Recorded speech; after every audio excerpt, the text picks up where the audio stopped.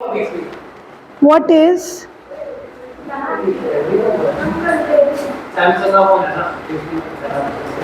a mole fraction? नहीं आता ma'am Samsung है ना। आओ फिर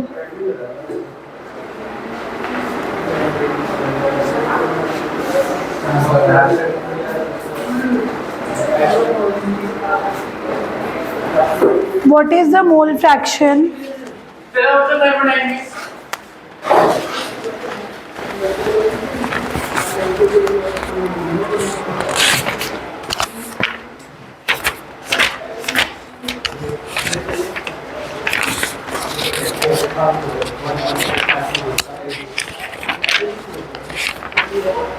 ये भी होता है उसमें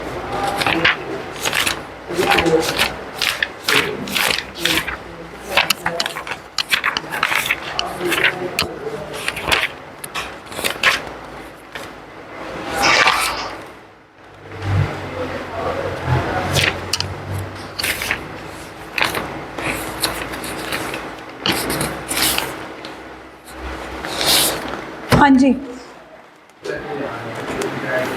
ऑन कर दिया, ये स्टार्ट कर दिया video. So today our lecture is on the numerical problems of chapter 1। Chapter 1 में भी हमारे पास जो लास्ट टॉपिक है molarity, normality, molality, mole fraction, उसमें जब नॉर्मल क्वेश्चन आता है कि calculate the mole fraction, calculate the molarity या कैलकुलेट द नॉर्मेलिटी, वो तो स्टूडेंट फिर अटेम्प्ट कर लेता है if he knows the formula. लेकिन the students find the problem hard जब क्वेश्चन ऐसे आ जाते हैं कि आपको मोल फ्रैक्शन कैलकुलेट करनी है और मोलालिटी गिवन है एंड वाइस वर्सा। जैसे आपको क्वेश्चन में मोलालिटी गिवन है, कैसे पता लगा मोलालिटी है? स्मॉल एम, कैपिटल एम होता है तो वो मोलारिटी होती है, अगर स्मॉल एम होता है तो दैट इज मोलालिटी। अब why this problem is hard? Because इसमें आपको मोलालिटी गिवन है, आपको मोल फ्रैक्शन कैलकुलेट करनी है। ओके आपने टेस्ट किया था कल? आता है तो अभी हो रहा है टेस्ट, कल दोगे आप दोनों? कल दोगे? कल दे देना फिर दोनों, कल पक्का दे देना, बाकी देंगे। Okay so you know what, अब ऐसे केसेस में मैंने आपको कोई एक डायरेक्ट रिलेशनशिप बताया था कि जब मोलालिटी गिवन हो तो मोल फ्रैक्शन कैसे निकालते हैं, और अगर मोल फ्रैक्शन दी हो तो मोलालिटी कैसे निकालते हैं। And in case you do not remember that formula, let's understand the concept. आपको मोल फ्रैक्शन निकालनी है, किसकी मोल फ्रैक्शन निकालनी है? डायरेक्ट क्लास में ध्यान नहीं है, किसकी मोल फ्रैक्शन निकालनी है? तो यानी कि X B, right, because the symbol of mole fraction is X और सल्यूट के लिए हम क्या लगाते हैं? बी। तो एक्स पी का फॉर्मूला क्या होगा? N B. What is this nonsense? No, close the door. मुझे नहीं पता, डोर बंद करो।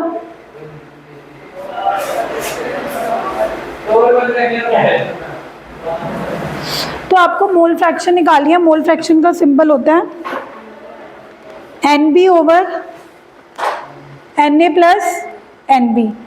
अब आपको मोलालिटी गिवन है, मोलालिटी क्या होता है? Number of moles in 1 kg of solvent. तो यानी कि अगर आपको मोलालिटी 2.5 गिवन है तो इन अ वे आपको बी के नंबर ऑफ मोल्स तो गिवन ही है,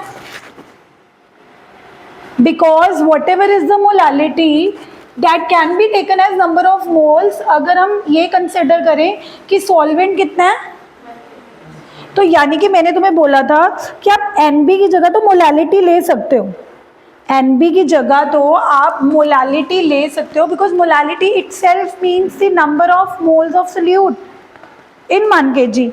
अब जैसे ही आप नंबर ऑफ मोल्स के इक्वल मोलालिटी ले रहे हो तो इन अ वे आप ये अज्यूम कर चुके हो कि सॉल्वेंट कितना है, तभी ये नंबर ऑफ मोल्स की इक्वल मोलालिटी हुई ना, क्योंकि आपने डिनोमिनेटर क्या ले लिया?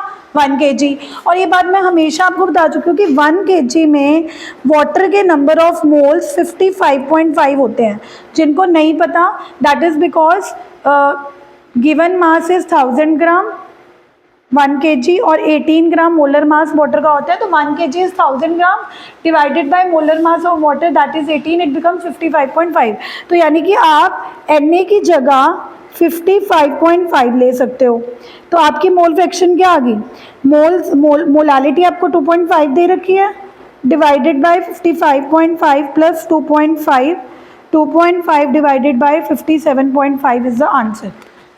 अब एक तो वो बच्चा है जिसको फॉर्मूला ही याद था कि mole fraction is equal to molality divided by 55.5 plus molality. अगर जब भी आपको मोलालिटी गिवन हो और आपको क्या निकालनी हो, मोल फ्रैक्शन, या तो आप ये वाला फॉर्मूला याद करके जाओ कि what is the formula of mole fraction when molality is given. So the formula is molality divided by 55.5 plus molality. But there is a student who can't learn so many formulas, तो वो starting से चलेगा कि mole fraction होती क्या है, number of moles divided by total number of moles. Number of moles कैसे निकालेंगे, जो मोलालिटी है वही नंबर ऑफ मोल्स है, बिकॉज मोलालिटी का मतलब ही क्या होता है, number of moles divided by 1 kg of, तो यानी कि नंबर ऑफ मोल्स की जगह मोलालिटी ले लो, वो भी बी सोल्यूट के। तो सॉल्वेंट के नंबर ऑफ मोल्स क्या लेंगे, तो मैंने बोला कि अगर आप मोलालिटी को नंबर ऑफ मोल्स के इक्वल ले चुके हो, मतलब नीचे आप सॉल्वेंट का कितना मास ले चुके हो, 1 kg, 1 kg is equal to 1000 gram, 1000 gram divided by water का मोलर मास 18 होता है। तो ये आप ना भी प्रूव करो, ये अंडरस्टूड है कि 1 kg ऑफ वाटर में हमेशा नंबर ऑफ मोल्स 55.5 होते हैं, तो Na की जगह मैंने 55.5 ले लिया एंड देन सॉल्व कर दिया। Very very important and tough, because students ये क्वेश्चंस अटैम्प्ट नहीं कर पाते। सिंपल मोल फ्रैक्शन की प्रॉब्लम आएगी जिसमें आपको बी के नंबर ऑफ मोल्स निकालने होंगे given mass upon molar mass, ए के नंबर ऑफ मोल्स निकालने होंगे given mass upon molar mass, करके बच्चे सॉल्व कर लेंगे। But students find it hard when questions like this are given कि molality is given, find a mole fraction. बच्चा कहेगा मोलालिटी गिवन है, मोल फ्रैक्शन कैसे निकालूं, मोलालिटी अलग कंसंट्रेशन टर्म है, मोल फ्रैक्शन अलग कंसंट्रेशन टर्म है। बट ये देखो ना कि दोनों ही कंसंट्रेशन टर्म डिपेंड तो नंबर ऑफ मोल्स पे कर ही नहीं है। मोल फ्रैक्शन भी कह रही है कि मैं number of moles divided by total number of moles हूँ, मोलालिटी भी कह रही है कि मैं नंबर ऑफ मोल्स हूँ इन 1 kg ऑफ सॉल्वेंट।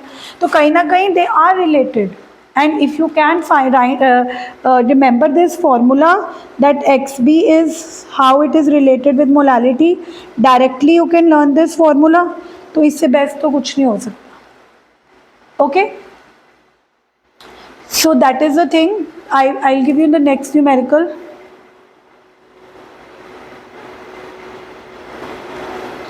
अब इसका आंसर भी बता दो, डिवाइड करके कितना आ रहा है इन डेसिमल्स। हाँ 15 कैसे आएगा ऊपर 2 पॉइंट, अच्छा आप डिवाइड करके क्या, what is the answer, is it 0.04?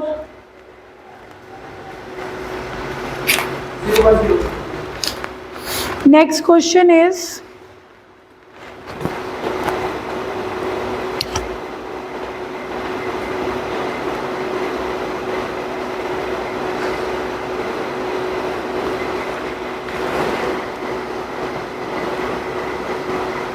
what is the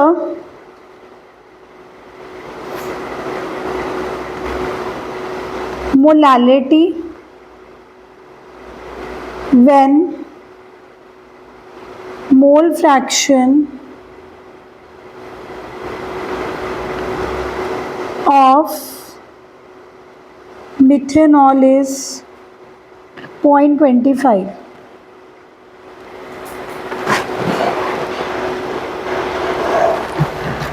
अब ऑपोजिट है, अब आपको मोल फ्रैक्शन गिवन है, मोलालिटी निकालनी है।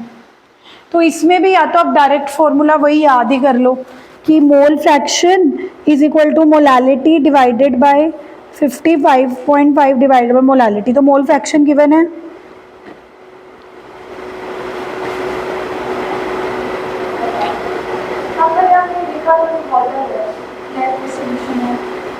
बाय डिफॉल्ट आप एक्वस ही लोगे इफ नथिंग इज गिवन। एक तो ये तरीका है कि आपको डायरेक्टली फॉर्मूला याद हो चुका है कि जब मोल फ्रैक्शन गिवन है तो यहाँ से m निकाल लो, जब m गिवन है तो मोल फ्रैक्शन निकाल लो। ये तो बेस्ट ही है अगर आपको फॉर्मूला याद है। इसको निकाल के देख लो कितना आएगा।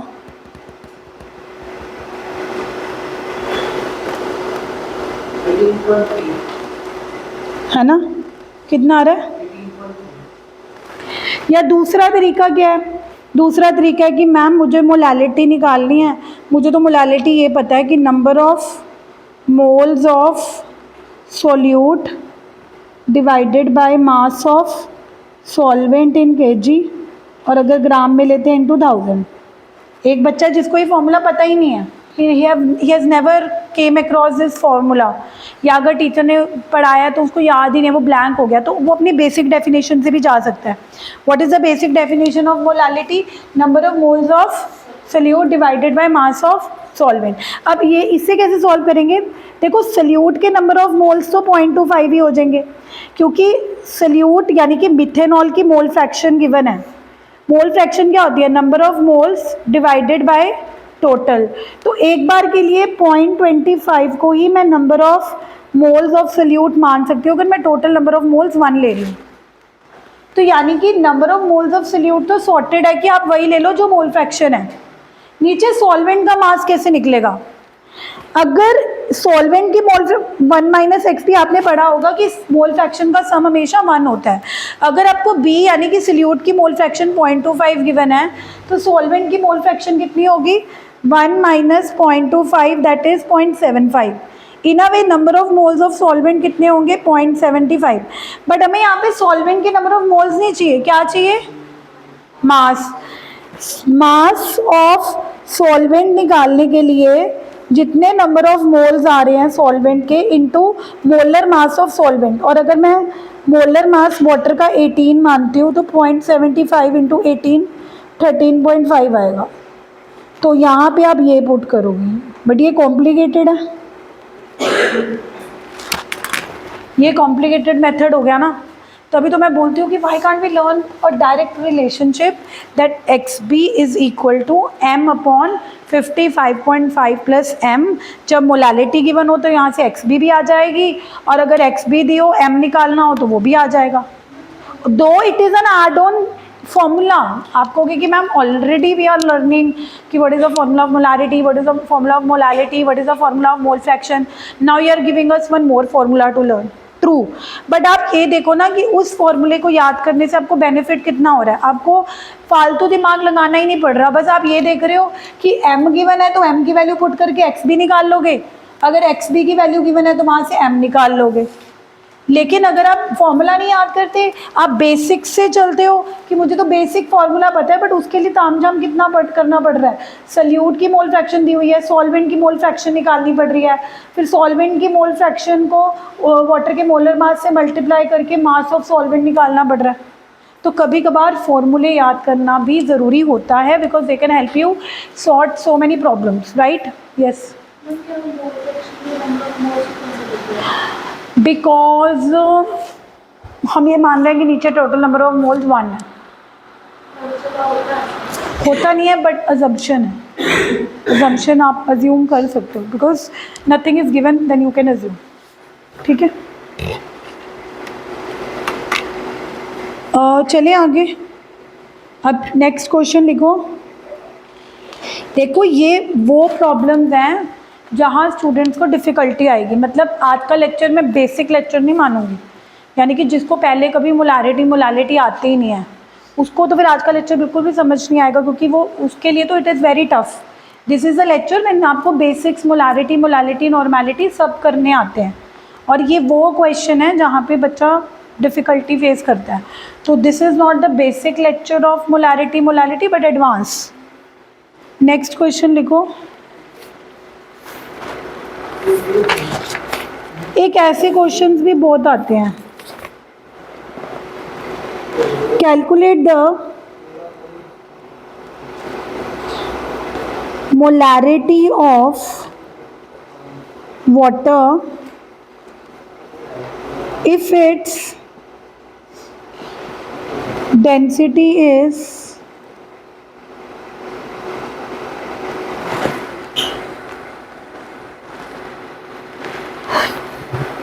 1000 kg per meter cube or 1 gram per centimeter cube. Can you try this?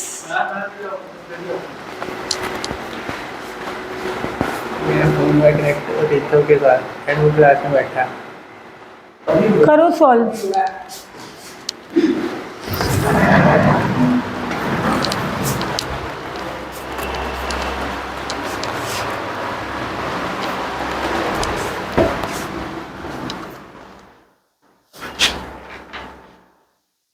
This is from polarity का sir. Dipole moment depend upon polarity. अब जैसे C और O है, कार्बन के ऊपर नेगेटिव चार्ज, ऑक्सीजन के ऊपर, तो ये पोलैरिटी है। तो वो कह रहे हैं पोलैरिटी को मेजर करने के लिए डाइपोल मोमेंट यूज होती है, पॉजिटिव टू नेगेटिव। मैम कुछ नहीं आता ना, ये O पेपर नेगेटिव सिर पे है। हाइड्रोजन बॉन्डिंग का लेक्चर अटेंड नहीं किया ना, फेल होना है हमने। कल दे देगा टेस्ट। कल भी यही हाल होना है। नहीं मैम दिवाली पर आएगा पक्का। अब तो हो गया अपने नहीं अब तो आधा टेस्ट तो कर लिया। देखो थोड़ी ये ना ये आता है, एक का आंसर भी नहीं लिखा। ये एक दो ये बनाना है। कल दे देंगे हम पढ़ के। इनको ही तो दे दो। बस उसी से चेक पी जा। देख ही नहीं रहा, मैंने चश्मा ही नहीं डाला अभी तो। इसको दूर बिठाया कर इसको। देख ही नहीं रहा हमेशा आकाश तेरा और नैतिक का पेपर सेम होता है, एवरी टाइम। तो मैंने तो दिया ही नहीं जो उसने पिछला वो दिया टेस्ट। अच्छा चल, आपके भी क्या से जान के सेम ना लिखे तो ए ऑप्शन सारा तूने वहां से चेप दिया है। जो आंसर ही वही है तो वही चेक होगा। तुम क्या समझते हो कि मेरे को पता नहीं लगता तुम क्या करते हो? दिख ही नहीं रहा मेरे को उसे तो। ए देख के फिर वही उसका O2 लिख दिया ताकि ये ना लगे कि मैंने कॉपी किया है। अब मैं इसको ऐसे लिख देता हूं। तुमने ठीक करा है। देख, यही तो तुम्हारी गलती है। मैंने सर को नहीं करा सकता। इसको दूर बिठाओ। दिख ही नहीं रहा मेरे को, सच्ची में दिख रहा कसम से।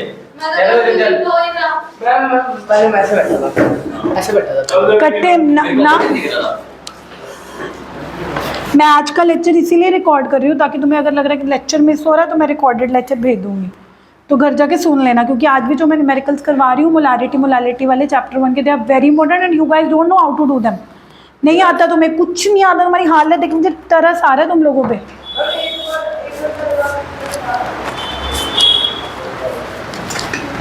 हाँ जी, हैव यू डन?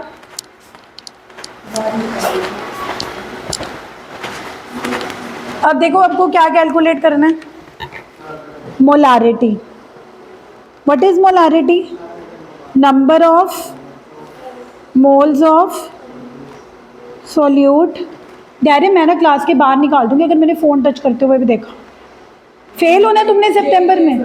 नहीं, यहाँ से अगर आपको देखना है बोर्ड पे देखो और कॉपी पे। Other than that no phone. मतलब and this is the last warning. तुझे कैसे पता लगा रिदम का फ़ोन होना है? तुम मत, फोन चार्ज हो रहे हैं। आप फ़ोन चार्जिंग में करने आते हो ट्यूशन घंटा लगा के 1200 रुपये आप चार्जिंग के भर रहे हो मुझे। खबरदार अगर किसी ने फ़ोन टच किया क्लास में। एक क्वेश्चन दे के गई हूँ, वो तो सॉल्व नहीं हुआ। देखो इस क्वेश्चन में आपको मोलारिटी निकालनी थी। आप जब एग्जाम में भी जाओगे ना, सबसे पहले आपको जो भी कैलकुलेट करना है उसका फॉर्मूला लिखिए। लाइक आपको मोलारिटी कैलकुलेट करनी है। अब आप कहोगे कि मैं नंबर ऑफ मोल्स कैसे निकालूं? क्वेश्चन में तो सल्यूट का कुछ गिवन ही नहीं है। सल्यूट है क्या ये तक भी नहीं given. Number of moles of solute and ना वॉल्यूम गिवन है, बल्कि डेंसिटी गिवन है। तो ऐसे क्वेश्चन में क्या करो, वॉल्यूम ऑफ सोल्यूशन 1 लीटर ले लो।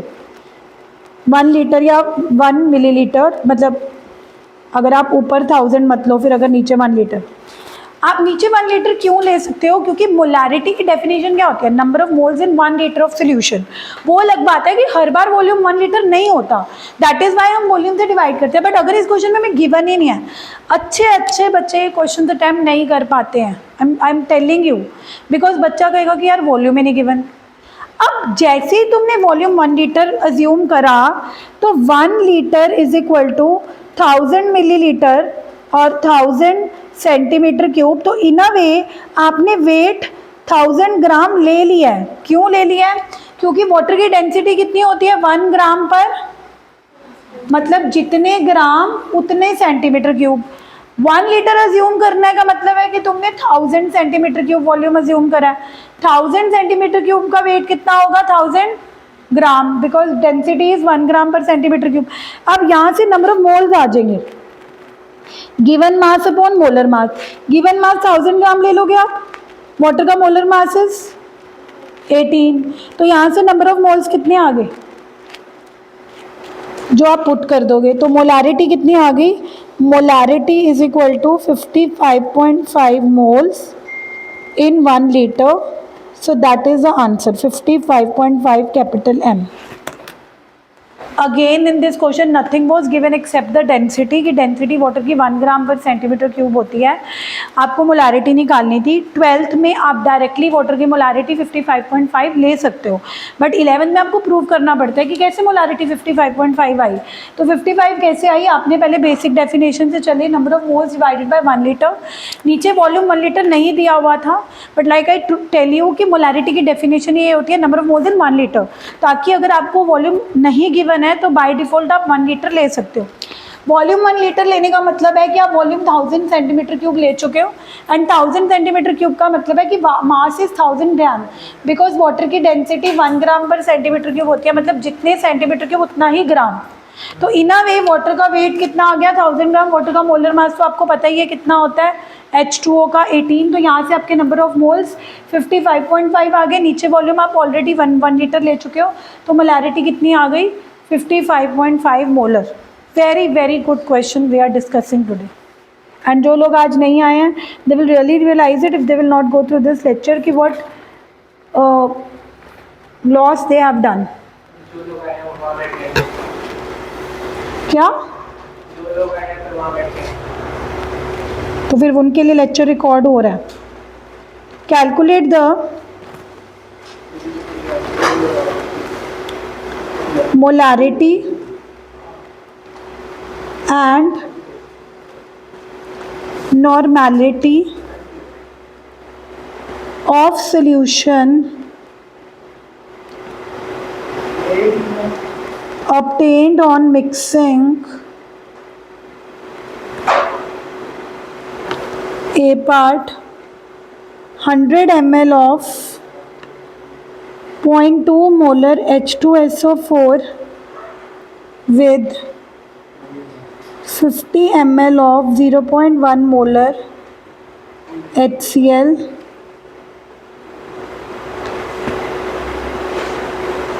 100 ml of 0.2 normal H2SO4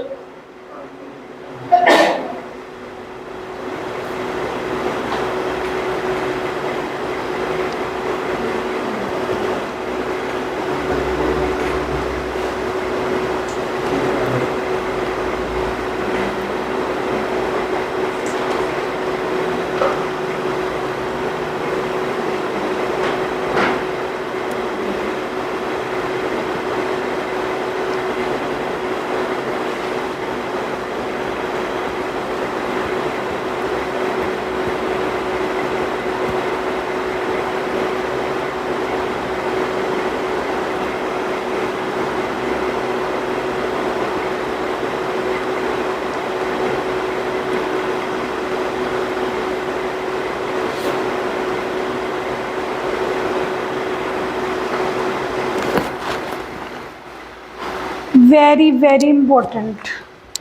And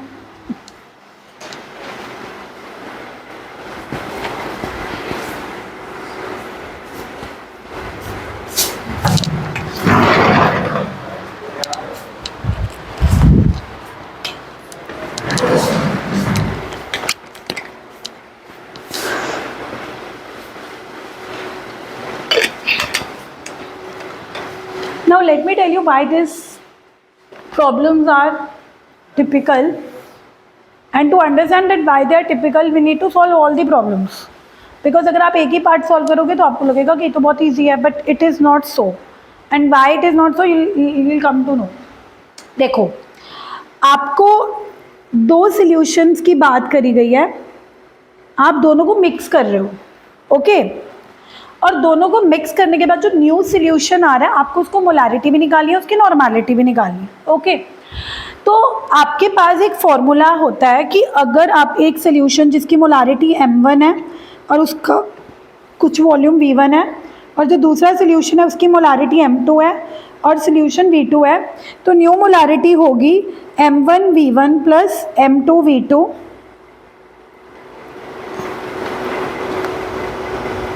m new molarity is m3 v1 plus v2।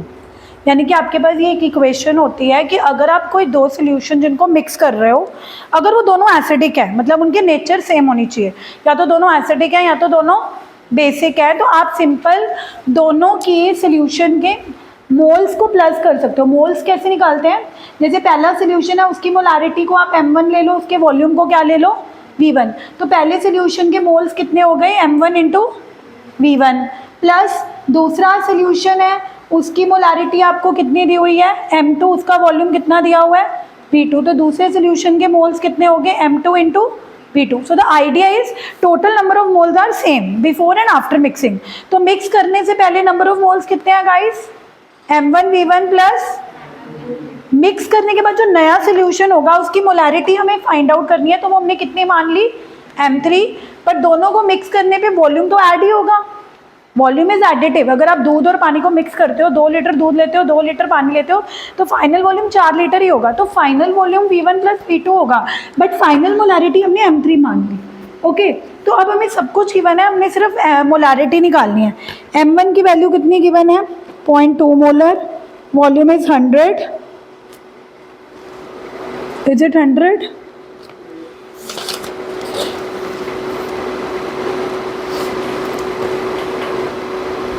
और उसकी कितनी गिवन है 0.1 इंटू 50 और v1 इज 100 प्लस 50, तो यहाँ से हमारे पास न्यू मोलारिटी कितनी आ गई, इसको सॉल्व करो, 20 plus 5 upon 150, 25 upon 150, 5 upon 30, 1 upon 6 कितनी आ गई 0.167।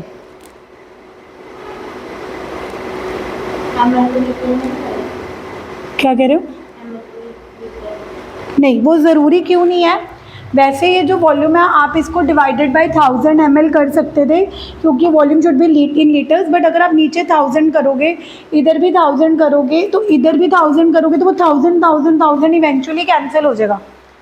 मिलीलीटर को लीटर में कन्वर्ट करने के लिए आपको 1000 से क्या करना पड़ेगा, डिवाइड।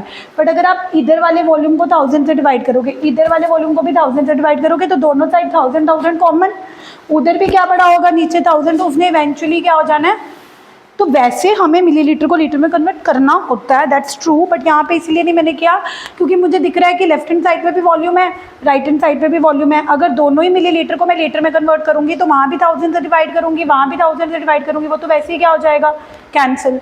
तो इसलिए नहीं किया। अदरवाइज ये सही बात है कि जब आप नंबर ऑफ मोल्स निकालते हो, मोलारिटी इंटू वॉल्यूम करते हो, तो this volume should be in litre, कारण कि मोलारिटी में तो number of moles per litre होती है, नॉट पर मिलीलीटर होती है। तो वैसे आप सही हो कि करना चाहिए, बट इधर रिक्वायर्ड नहीं है, ठीक है। अब तुमने मोलारिटी निकालनी है, अब तुमने क्या निकालना है,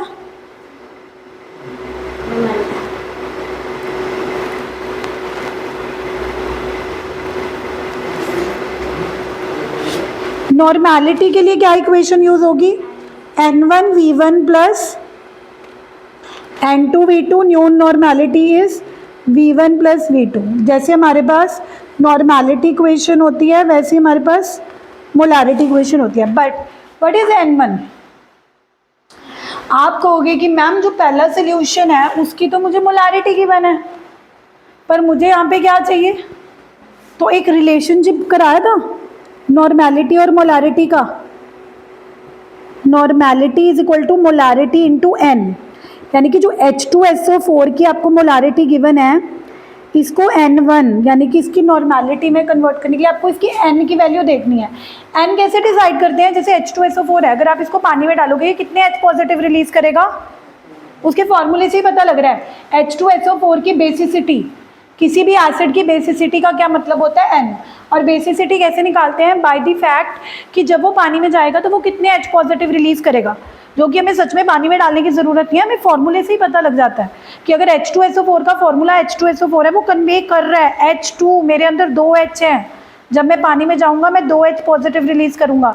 तो जैसे ही आपने यहाँ पे n की वैल्यू 2 पुट करी तो H2SO4 की नॉर्मेलिटी 0.4 आ गई, जो आपको दी नहीं हुई थी बट आपको चाहिए। Why you need n1? क्योंकि आपको इसी क्वेश्चन में नॉर्मेलिटी भी निकालनी थी। Are you guys understanding my point कि हमें फर्स्ट पार्ट के लिए मोलारिटी भी निकालनी थी और हमें क्या निकालनी थी? नॉर्मेलिटी। मोलारिटी तो हमने इजीली निकाल दी क्योंकि हमें m1 और m2 गिवन थे, लेकिन नॉर्मेलिटी निकालने के लिए मुझे पहले सोल्यूशन की भी नॉर्मेलिटी चाहिए, दूसरे सोल्यूशन की भी नॉर्मेलिटी चाहिए।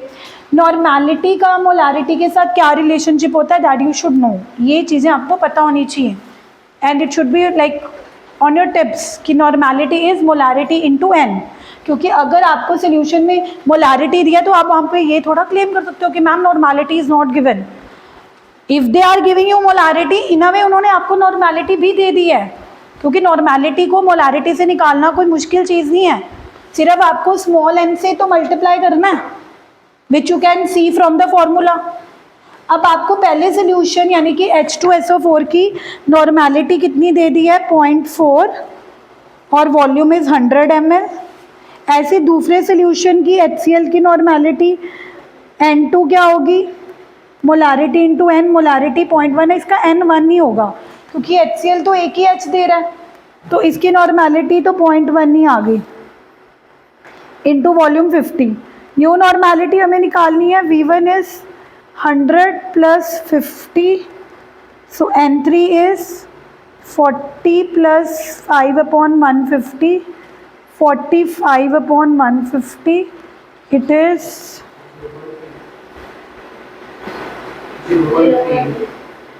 0.3 नॉर्मल। फर्स्ट पार्ट समझ आया? फर्स्ट पार्ट तो फिर भी इजी था। क्यों इजी था? सबसे पहले तो जो दो आप सोल्यूशन मिक्स करते हो दोनों एसिड थे, दोनों एसिड का मतलब है हमें प्लस लगाना है, दोनों के नंबर ऑफ मोल्स ऐड होंगे।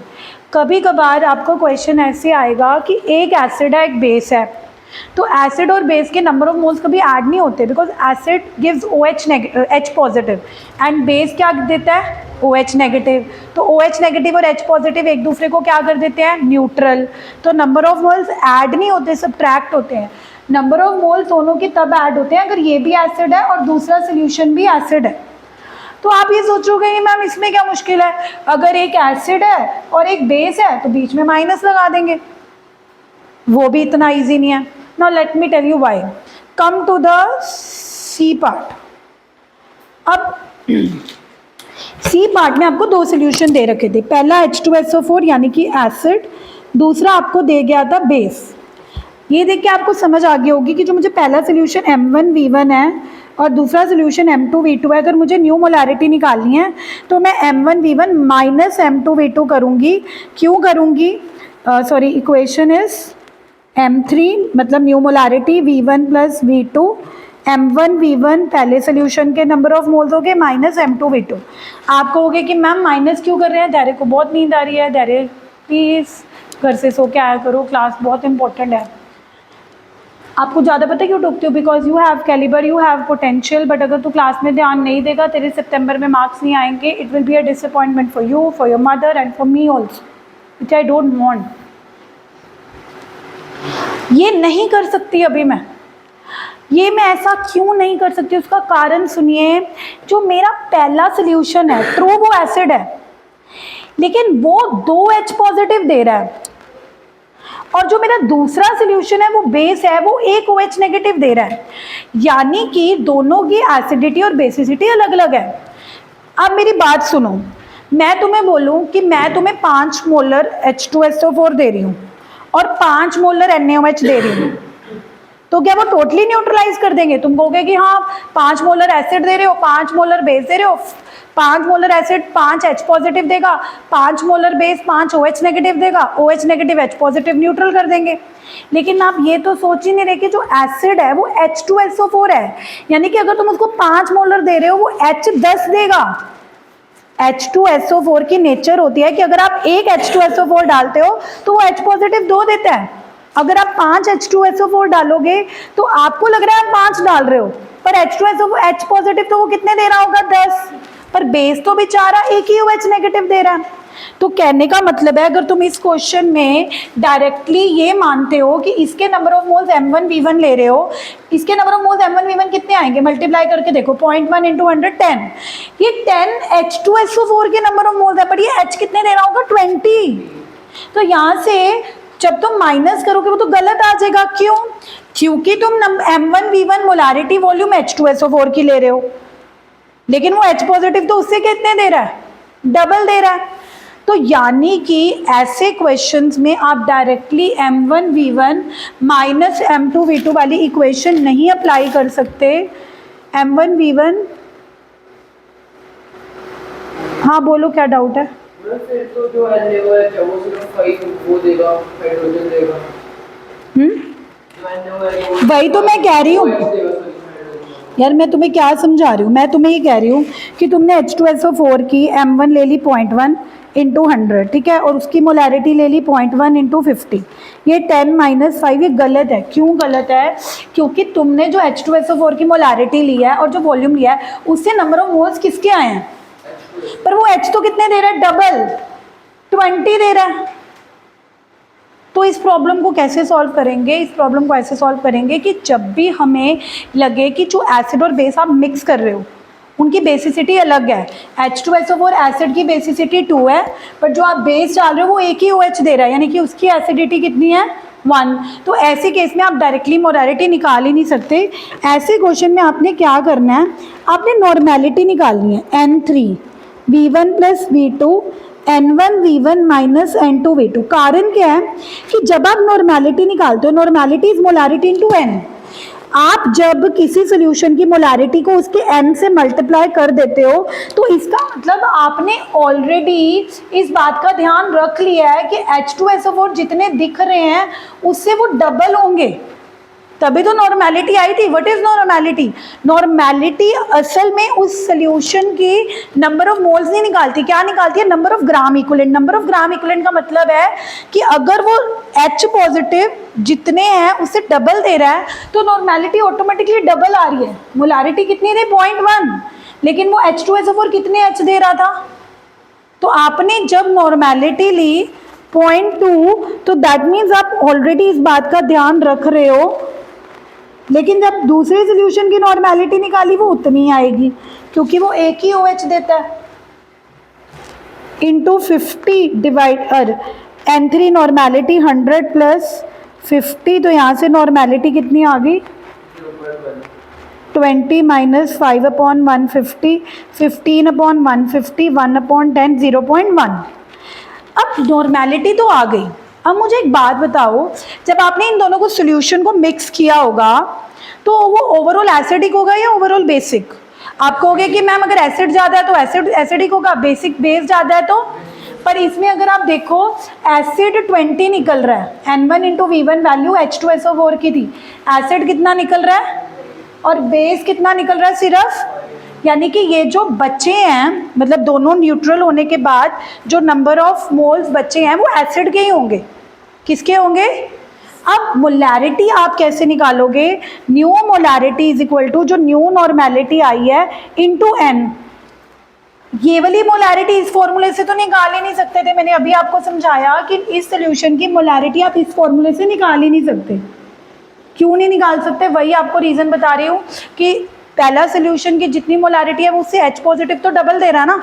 तो अब ये थोड़ा कि निकालेंगे ही नहीं। निकालने के लिए आपने क्या करना है? जो आप नॉर्मेलिटी निकाल चुके हो, सॉरी फॉर्मूला क्या था नॉर्मेलिटी और मोलैरिटी का? Normality is equal to molarity into N। जो आप फाइनल सोल्यूशन की मोलैरिटी निकाल चुके हो उसको पुट करो। N क्या लोगे?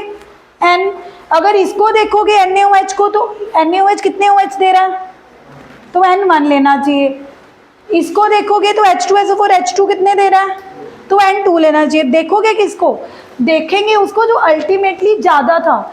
H2SO4 और NaOH में से H2SO4 ज़्यादा था और NaOH क्या था, कम, तो यानी कि NaOH तो खत्म ही हो गया होगा। NaOH तो क्या हो गया होगा, ओवरऑल बचा तो क्या होगा H2SO, और H2SO4 के हिसाब से N की वैल्यू कितनी लेनी चाहिए, 2। तो M न्यू मोलारिटी कितनी आई 0.1/2, दैट इज 0.05।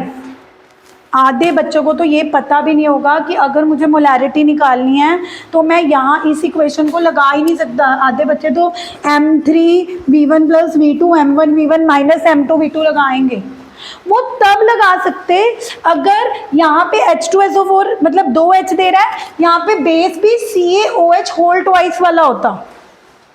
अगर उसकी एसिडिटी 2 है तो इसकी एसिडिटी या बेसिसिटी भी कितनी होती, तब हम मोलारिटी वाला। अगर आपको लग रहा है कि आप एसिड और बेस जो दो मिक्स कर रहे हो उनकी नेचर ही अलग है, एसिड H2SO4 है जो कितने H दे रहा है 2, और बेस NaOH है जो कितने OH दे रहा है 1, तो अगर आप उसमें डायरेक्टली M1V1 - M2V2 लगा दोगे वो रॉन्ग इक्वेशन मानी जाएगी, क्योंकि M1V1 is giving you the number of moles of H2SO4, जबकि वो H कितने प्रोड्यूस कर रहा है उससे डबल।